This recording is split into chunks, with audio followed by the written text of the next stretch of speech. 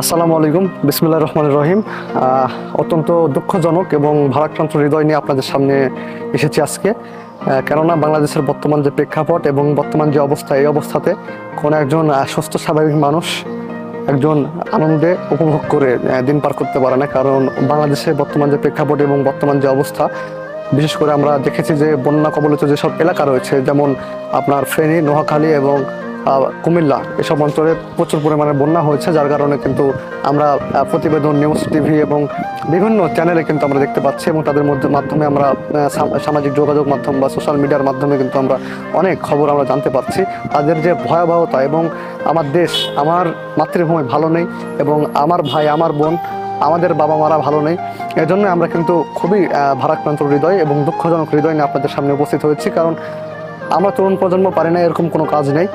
18 বছর বয়স কবিতা লিখেছিলেন কবি সুকান্ত ভট্টাচার্য। আমরা কিন্তু তার কবিতা ইতিমধ্যে পড়ে এসেছি। আমরা জানি তরুণ প্রজন্ম, 18 বছর বয়স উদ্যম এবং উদ্দীপনার একটি বয়স, উত্তেজনার একটি বয়স। এই বয়সে তরুণ প্রজন্ম পারে না এরকম কোনো কিছু আছে বলে আমার মনে হয় না। কারণ আমরা প্রমাণ করে দিয়েছি 2024 সালের বৈষম্য বিরোধী কোটা আন্দোলন, যেটা কয়েকদিন আগেই আমরা কিন্তু সফল করেছি এবং বাংলাদেশের যে স্বৈরাচারী ফ্যাসিবাদী যে সরকার ছিল, সেই সরকারের পতন ঘটাতে পেরেছি।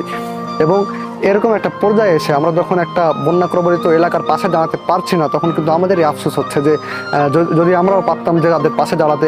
আমি কিন্তু চাই, আমি একজন যুবক হিসেবে আমিও চাই যে আমি তাদের পাশে গিয়ে দাঁড়াই, কিন্তু অর্থনৈতিক একটা ব্যাপার থাকে, অনেক কিছু ব্যাপার থাকে আর কি, যার কারণে সব কিছু হয়ে ওঠে না। কিন্তু আমরা কিন্তু নিজ নিজ অবস্থান থেকে আজকে জুমার দিন আমরা মন খুলে, প্রাণ খুলে তাদের জন্য যেন দোয়া করতে পারি।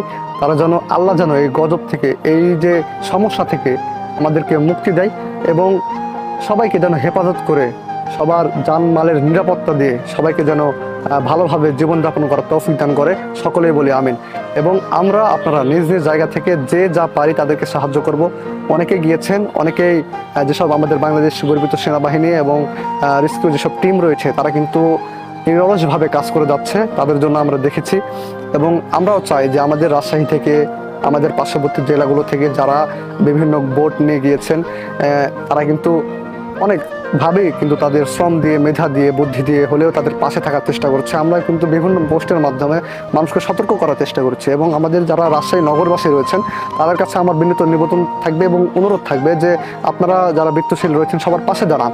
এই মতো অবস্থায় আমরা দেখতে পাচ্ছি যে অবস্থা বন্যাকৃত এলাকা, সেসবে ধনী গরিবের পার্থক্য করলে কিন্তু আমরা তাদেরকে বিপদের মধ্যে ফেলে দেব। কারণ সেখানে ধনী হোক বা গরিব হোক, সবার বাড়ি কিন্তু পানিতে তলিয়ে গিয়েছে। আমরা কিন্তু অনেক বাড়ি দেখেছি যে মানে বাড়ির ভিত পর্যন্ত পানি উঠে বাড়ি একদম নষ্ট হয়ে গিয়েছে, জানমালের কোনো নিরাপত্তা তারা দিতে পারেনি। আমরা অনেক কান্না দেখেছি, অনেক ছোট বাচ্চার কান্না দেখেছি, অনেক বড় মানুষ, ছেলে মানুষ কিন্তু সহজে কাঁদে না, ছেলে মানুষের কান্না দেখেছি আমরা। তো আপনারা সবাই তাদের পাশে দাঁড়াবেন, আমি হাত জোর করে অনুরোধ করছি আপনাদেরকে।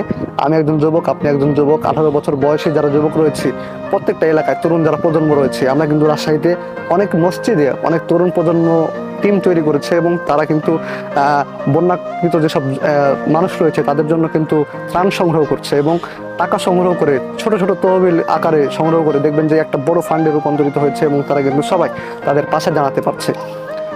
আমি আপনাদেরকে একটাই অনুরোধ জানাতে চাই, সবাই কিন্তু সব বিষয় নিয়ে তাদেরকে সাপোর্ট করার চেষ্টা করছে, কিন্তু একটা বিষয় সবাই একটু এড়িয়ে যাচ্ছে, সেটি হচ্ছে চিকিৎসা ব্যবস্থা। বাংলাদেশের নাগরিকদের চিকিৎসা ব্যবস্থা, একটা কথা বলতে কি, যে মৌলিক চাহিদার মধ্যে চিকিৎসা ব্যবস্থা কিন্তু সবচাইতে জরুরি।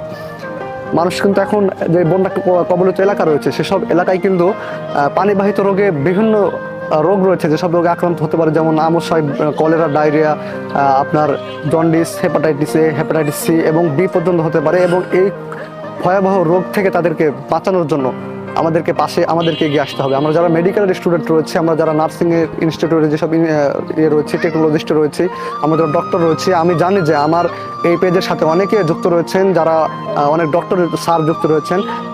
অবশ্যই আপনারা তাদের পাশে দাঁড়াবেন। অনেক প্রতিষ্ঠানের বড় বড় কর্মকর্তা আমার সাথে যুক্ত রয়েছেন।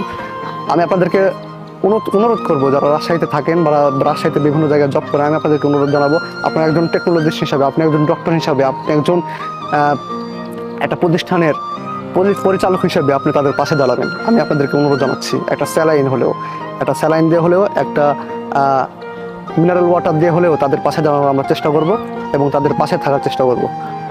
এক কথাই, মানুষের জন্য, জীবনের জন্য। আজকের মতো এখান থেকে আমি বিদায় নিচ্ছি। সবাই সবার পাশে থাকবেন। সুবহানাকাল্লাহুম্মা ওয়া বিহামদিকা আশহাদু আল্লা ইলাহা ইল্লা আনতা আস্তাগফিরুকা ওয়া আতুবু ইলাইক। আসসালামু আলাইকুম।